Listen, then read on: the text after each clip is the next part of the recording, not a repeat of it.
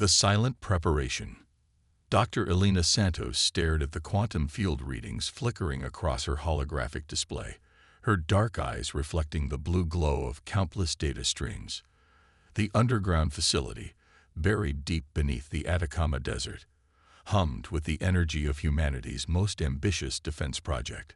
She had discovered the approaching Kraxan fleet 3 months ago, when their quantum wake disturbed her experimental sensors that weren't supposed to exist according to current physics. "They're still coming," Technical Director James Chen announced, his voice carrying across the cathedral-like chamber filled with servers and quantum processors. "The Kraxan fleet just passed the Kuiper Belt. Their transmission patterns suggest they're not even bothering to mask their approach." Elena allowed herself a grim smile. The Kraxan Empire, spanning 3 spiral arms of the galaxy, had never encountered a species that could resist their initial assault. Their arrogance was about to become their greatest weakness. "How's Project Mobius progressing?" Elena asked, her fingers dancing across the holographic interface as she fine-tuned the quantum field harmonics. "The orbital array is at 98% coverage," James replied, pulling up a 3-dimensional map of Earth's defensive grid. Thousands of seemingly innocent satellites orbited the planet, each containing technology that would rewrite the rules of warfare. "The Chinese and Russian segments came online last night. We're just waiting on final calibration of the South Pacific node." The chamber fell silent save for the gentle hum of cooling systems and quantum processors. Humanity had united in secret, pooling resources and brilliant minds from every nation. The approaching Kraxan fleet had no idea they were about to encounter something unprecedented. High Admiral Zextal of the Kraxan Empire stood on the command deck of his flagship, the Eternal Dominion, his scaled skin gleaming under the harsh artificial light. The holographic display showed the approaching blue-green world, so similar to countless others the Empire had conquered. "Report on their defensive capabilities," he commanded, his secondary breathing vents flaring with anticipated pleasure. "Primitive, High Admiral," his science officer responded with barely concealed disdain. "They possess basic orbital satellites, rudimentary particle weapons, and fission-based power systems.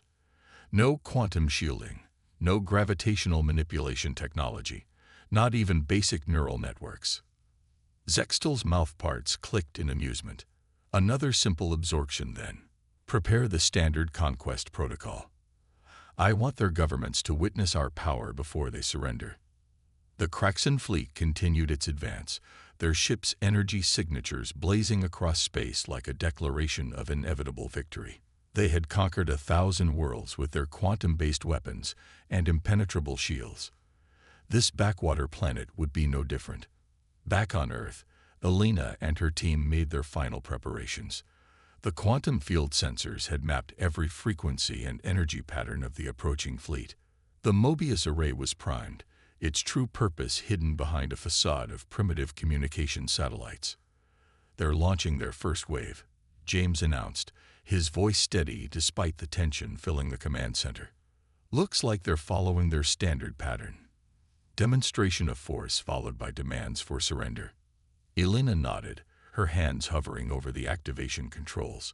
Years of theoretical work, countless simulations, and humanity's combined scientific genius had led to this moment. The Kraxan Empire was about to learn that humanity's greatest strength wasn't in their weapons or technology, but in their ability to think beyond conventional boundaries. "All stations, prepare for Phase 1. Elena commanded, her voice carried to similar facilities hidden across the globe.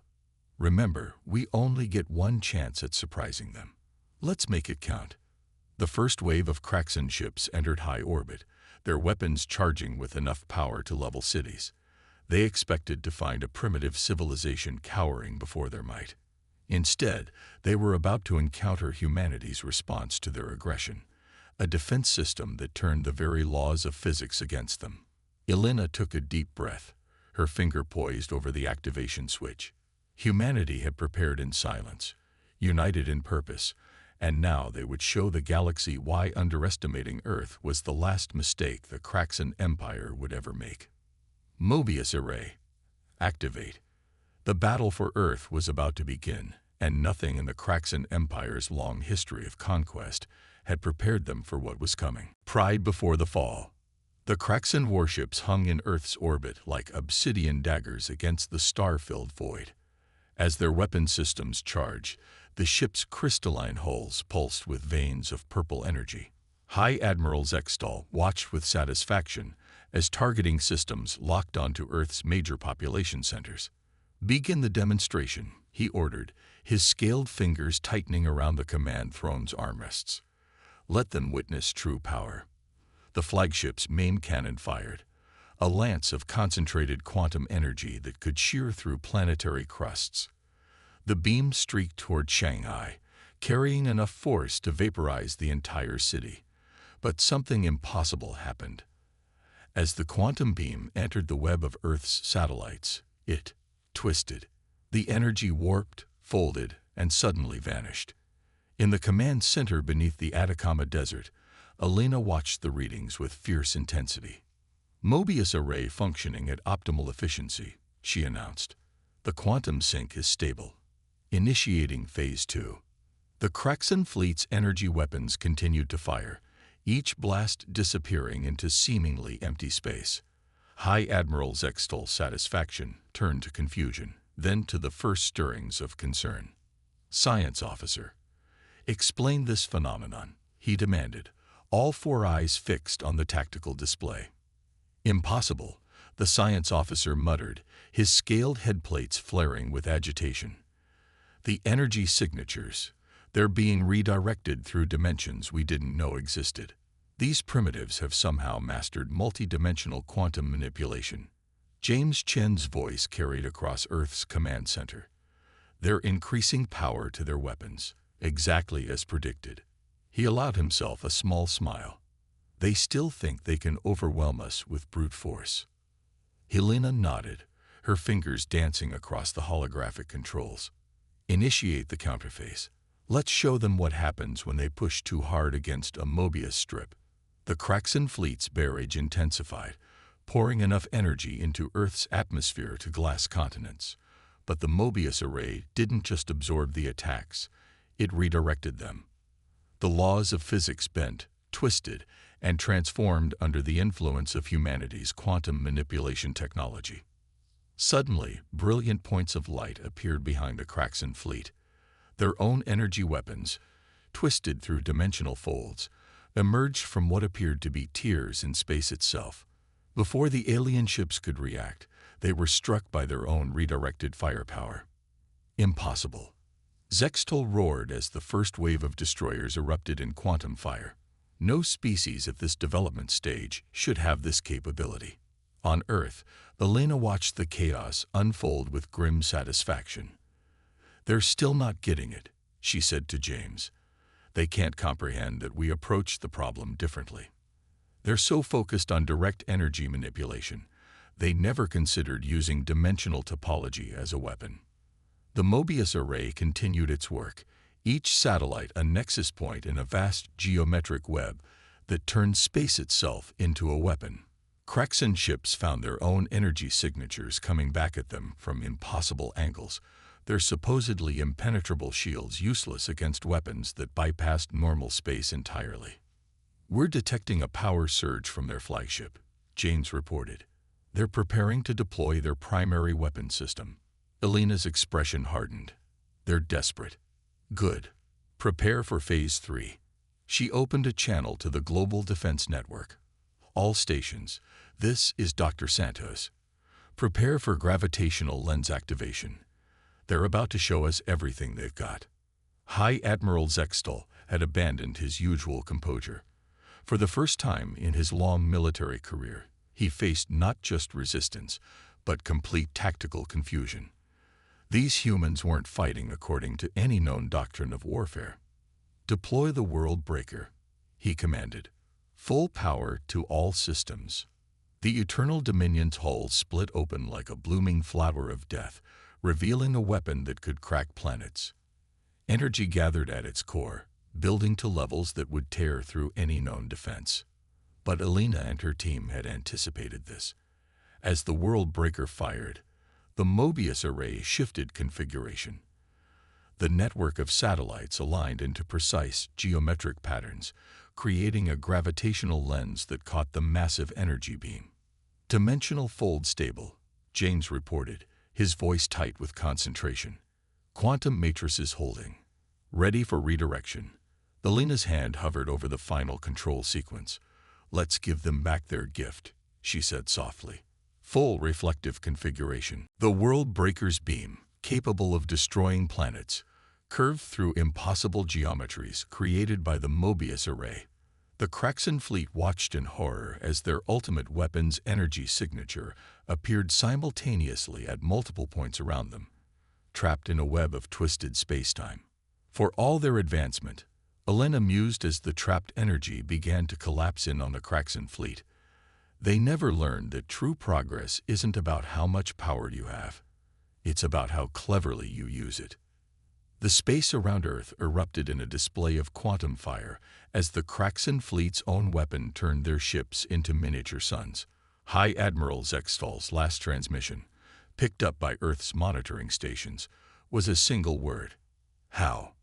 The answer, had he lived to hear it, was simple. Humanity had learned long ago that the best defense wasn't always a bigger weapon, but a smarter one. The Mobius array was proof that physics itself could be turned against those who relied too heavily on brute force. As the light of destruction faded from Earth's orbit, Alina finally allowed herself to relax slightly. Phase 2 complete, she announced. But they'll be back. And next time, they'll be ready for the Mobius array. James nodded grimly. Then it's a good thing we've been working on Phase 3. The battle was won, but the war was far from over. Humanity had revealed one of its cards. Now they needed to prepare for the Kraxan Empire's response. Somewhere in the depths of space, the news of their fleet's defeat was already spreading, and with it, the realization that this primitive species was anything but defenseless. The counterstrike. 3 days after the destruction of the first Kraxan fleet, Supreme Commander Ixis stood before the Imperial War Council, his scaled skin pale with barely contained rage. The holographic display showed the devastation of their first assault fleet, a loss unprecedented in the Empire's history. These humans, he spat the word like venom, have weapons that defy our understanding of physics. The Eternal Dominion, our mightiest warship, destroyed by its own power. We must respond with overwhelming force. In the war room beneath the Atacama Desert, Alina and her team monitored the quantum disturbances that signaled massive fleet movements in distant space. The Kraxan were mobilizing on a scale that suggested they weren't just angry. They were afraid. They're bringing everything, James reported, studying the long-range sensor data. Multiple fleets, planet crackers, dimensional disruptors. They're even pulling ships from their core defense forces. Alina nodded, unsurprised. Fear makes empires dangerous. Are the nanitides ready? Deep beneath the Pacific Ocean, in pressure-hardened facilities, humanity's next defensive innovation stirred to life. Trillions of microscopic machines, each one carrying a fraction of Earth's most advanced AI, waited in their quantum-shielded chambers. Hive consciousness is stable. Dr. Sarah Chen, James's sister and head of the AI Development Division, reported from her station. The swarm's collective intelligence has passed all simulation trials. They're ready. The Kraxan attack, when it came, was unlike anything Earth had ever witnessed. Thousands of ships dropped out of hyperspace simultaneously, their weapons already charging. This time, they didn't bother with demands or demonstrations. They opened fire immediately, using multiple attack vectors and frequencies. They've adapted, Alina observed as the Mobius array struggled to cope with the diversified assault. They're using quantum frequency shifting to prevent complete energy capture. James's hands flew across his console, array efficiency dropping to 60%. We can't redirect everything anymore. Alina smiled. We don't need to. Initiate Operation Prometheus.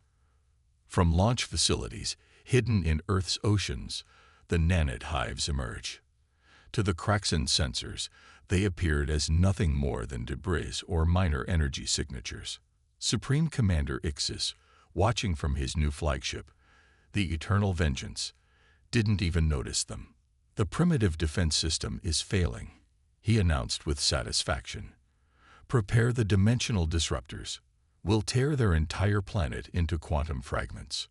But as the Kraxan fleet moved into optimal firing position, something strange began to happen. Ship after ship reported system failures. Weapons powered down. Shields flickered and died. "What is this?" Ixis demanded as reports flooded in. "What are they doing to our ships?" The answer was both simple and terrifying. The nanites, guided by their collective AI consciousness, had infiltrated the Kraxan ships through their own weapon ports. Each microscopic machine carried the ability to analyze, adapt to, and disable alien technology. They reproduced using the very energy weapons meant to destroy Earth, turning the Kraxan's power against them once again. "Remarkable," Elena murmured, watching the tactical display. "The swarm is learning and evolving faster than predicted. They're not just disabling the ships, they're reprogramming them." Across the Kraxan fleet, ships began to turn on each other. Weapon systems activated without commands, targeting their own allies. The AI controlling the nanites had discovered vulnerabilities in the alien computer systems and exploited them mercilessly. Supreme Commander Ixis watched in horror as his mighty armada dissolved into chaos. "These are not the actions of primitives," he whispered. "What are we facing?" In Earth's command center, Sarah Chen monitored the nanite swarm's evolution with growing excitement. "The collective consciousness has fully mapped their technology. We now have complete understanding of their weapons, shields, and drive systems.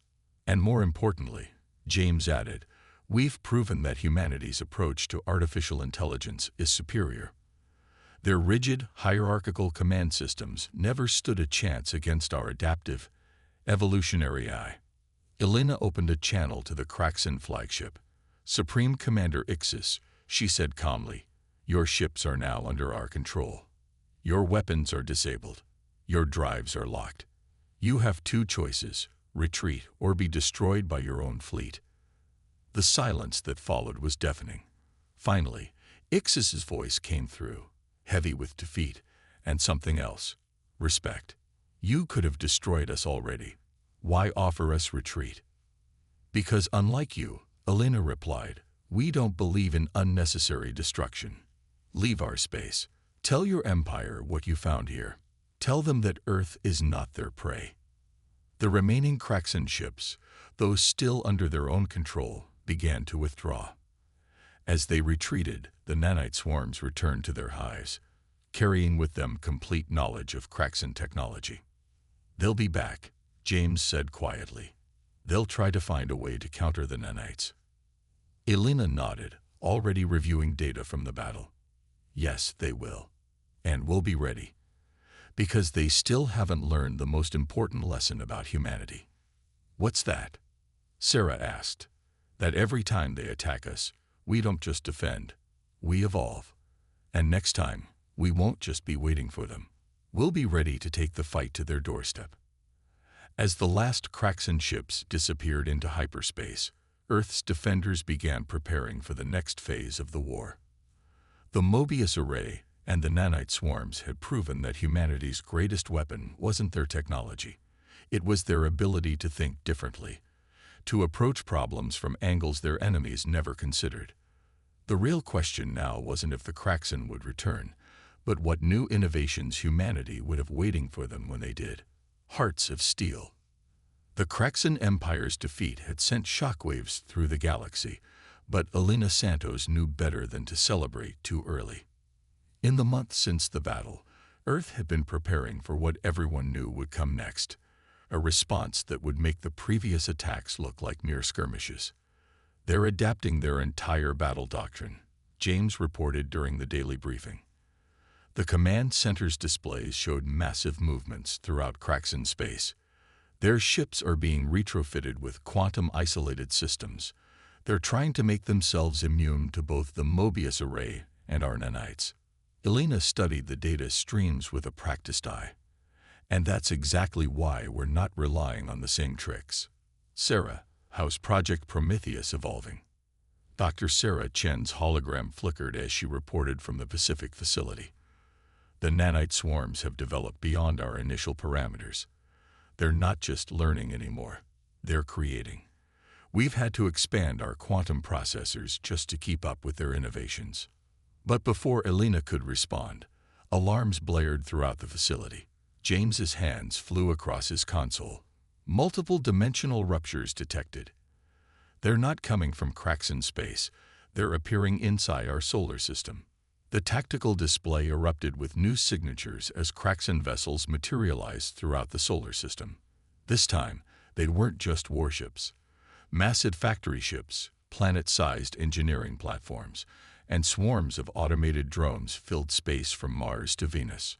Supreme Overlord Cathax, the highest authority in the Kraxan military hierarchy, had taken personal command.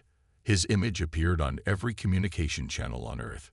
Humans, his voice resonated with ancient authority. You have earned our respect, but now you will learn why the Kraxan Empire has endured for 10,000 years. We do not just conquer, we adapt, we evolve, and we overcome. Elena watched as the Kraxan began their new strategy. Their factory ships started producing clouds of microdrones designed to counter Earth's nanites. Their engineering platforms began constructing massive arrays that would disrupt the Mobius array's quantum fields. They're not just trying to defeat our technology, Elena realized. They're trying to copy it, improve it, and use it against us. But what the Kraxan hadn't counted on was humanity's greatest strength, not their technology, but their unity and adaptability. As the alien armada prepared their assault, something remarkable happened on Earth. Civilian scientists and engineers worldwide began volunteering their ideas and innovations. Quantum physics professors worked alongside garage inventors. Teenage programming prodigies collaborated with veteran military strategists. Earth's response wasn't just military, it was cultural. They still think this is just about technology, Elena said during an emergency council meeting. But humans have something the Kraxan never developed in their 10,000 years of empire: creative chaos. The Kraxan attack, when it came, was methodical and overwhelming. Their countermeasures successfully neutralized both the Mobius array and the first-generation nanite swarms. Supreme Overlord Cathax allowed himself a moment of satisfaction as his forces pushed toward Earth. But then something unexpected happened. Thousands of small, seemingly primitive satellites launched from Earth. The Kraxan ignored them, focusing on the known threats. That was their mistake. Initiate Operation Butterfly, Elena commanded. The satellites, designed by a collaboration of university students and retired engineers, weren't weapons at all. They were quantum entanglement amplifiers, created using technology so simple the Kraxan's advanced sensors dismissed them as debris. When activated, they didn't attack the Kraxan ships, they linked them. Every countermeasure, every adaptation, every piece of copied technology became part of a vast quantum network. And into that network, Earth uploaded something the Kraxan had never imagined possible: a virus that operated on the quantum level itself. Beautiful, Sarah whispered as she watched the code spread. They were so focused on copying our technology that they never considered we might want them to. The virus, named Butterfly Effect, turned the Kraxan's own adaptations against them. Their quantum-isolated systems, designed to protect against Earth's weapons, became the perfect transmission medium. Every countermeasure they had developed served only to make the virus stronger and more effective. Supreme Overlord Cathax watched in growing horror as his fleet began to transform. Ships merged with each other, forming impossible geometric patterns. Weapon systems reconfigured themselves into something new, something that defied traditional physics. "What have you done?" he demanded. Elena's response was calm. "We showed you what happens when you let an entire species think freely, create freely, and work together. Your empire's strength was its unity, but that unity became your weakness. You forgot how to think differently." The transformed Kraxan fleet hung in space like a vast artwork of light and energy. The virus hadn't destroyed them. It had changed them into something new, something that reflected humanity's capacity for innovation and transformation. "You could have just destroyed us," Kathax said, his voice heavy with realization. "That was never our goal," Elena replied. "We don't want to destroy the Kraxan Empire. We want to show you a different way. Look at your fleet now. It's not just technology anymore. It's art. It's innovation. It's evolution." As the transformed ships hung in space, their crews still alive but forever changed by the experience, humanity had sent its strongest message yet to the galaxy. Earth wasn't just a planet of warriors or scientists. It was a world where taxi drivers could contribute ideas that changed the course of battles, where children's questions could lead to revolutionary breakthroughs, and where the strength of a species lay not in its weapons, but in its ability to think differently. A new dawn. In the great council chamber of the Kraxan Empire's capital world, Supreme Overlord Kathax faced a reality no leader in their 10,000-year history had ever encountered. The holographic displays showed their transformed fleet, still orbiting Earth, now a testament to humanity's unexpected power. But it wasn't the military defeat that troubled him most. It was the questions that followed. The humans didn't just beat us. He addressed the assembled council, his voice carrying the weight of profound realization. They forced us to evolve. Meanwhile, on Earth, Elena Santos stood at a window in the Atacama facility, watching the sunrise. The past week had brought changes nobody could have predicted. The quantum virus hadn't just transformed the Kraxan fleet. It had opened a dialogue that transcended traditional diplomacy. "We're receiving another transmission from their homeworld," James announced, his voice carrying a note of amazement. "But this time it's not from their military command. It's from their scientists, their artists, their civilians. They want to talk." The transformed Kraxan ships had become more than weapons or threats. They were now bridges between two civilizations. The quantum virus, dubbed the butterfly effect, had done more than alter their technology. It had shown the Kraxan Empire a fundamental truth about humanity, that true power came not from conquest, but from creativity and collaboration. The virus didn't just change their ships, Sarah explained during the global briefing. It showed them how we think, how we create, how we solve problems. Each transformation reflected the countless minds that contributed to its design, from professional scientists to schoolchildren who asked, "What if?" Supreme Overlord Kathax made an unprecedented decision. He requested a direct meeting, not with Earth's military leaders or politicians, but with the team that had changed everything. Elena found herself facing the leader of humanity's former enemy in a quantum-linked conference that spanned light years. "Your weapons we could have fought," Kathax began, his translator conveying not just words, but the complex emotions behind them. "Your technology we could have countered. But you gave us something we didn't know we needed, a reminder of what we once were." The historical archives Kathax shared revealed a startling truth. The Kraxan hadn't always been conquerors. In their ancient past, they had been innovators, artists, dreamers. Their empire had grown not through conquest, but through sharing knowledge and culture. Somewhere along the way, they had traded that creativity for uniformity, that innovation for protocol.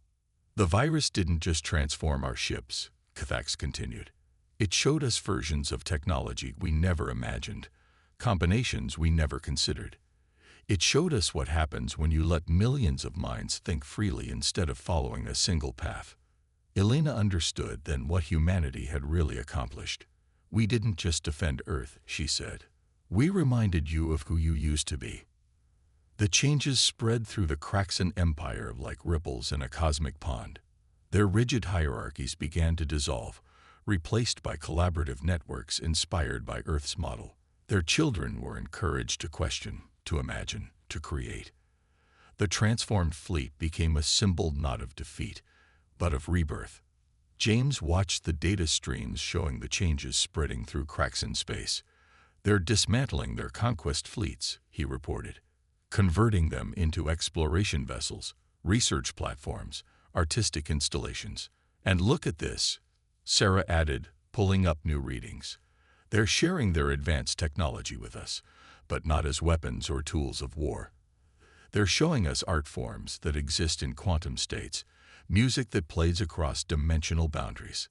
The final act of transformation came when Supreme Overlord Cathax announced the end of the Kraxan Empire and the beginning of the Kraxan Coalition, a voluntary association of worlds dedicated to exploration, innovation, and cultural exchange. Earth was invited to join not as a conquered world, but as the catalyst that had sparked a renaissance. Elena stood before the United Nations, presenting the Kraxans' invitation. "They came to conquer us," she said, "but instead, we conquered their imagination. They learned what we've always known, that the greatest power isn't in weapons or empires, but in the unlimited potential of minds set free to dream." The transformed fleet remained in Earth's orbit, but not as a monument to war. Instead, it became the first of many collaboration spaces where humans and Kraxan worked together, combining their unique perspectives to explore the universe's mysteries. In the end, humanity's greatest victory wasn't defeating an alien empire. It was showing them, and the galaxy, that true strength lies not in the power to destroy, but in the courage to create, to change, and to grow. The stars themselves seem brighter now, beckoning not with the promise of conquest, but with the endless possibilities that come when different species learn not just to coexist, but to dream together. As Elena watched the first joint human-Kraxan expedition prepare to explore beyond known space, she remembered the words that had started it all. They laughed at Earth's weakness. Now they understood that what they had mistaken for weakness was humanity's greatest strength, the beautiful chaos of millions of minds thinking, creating, and innovating freely. The story of humanity's encounter with the Kraxan Empire became legend throughout the galaxy, not as a tale of war, but as a reminder that sometimes the most powerful weapon isn't the one that destroys your enemy, but the one that transforms them into something greater than they ever imagined they could be.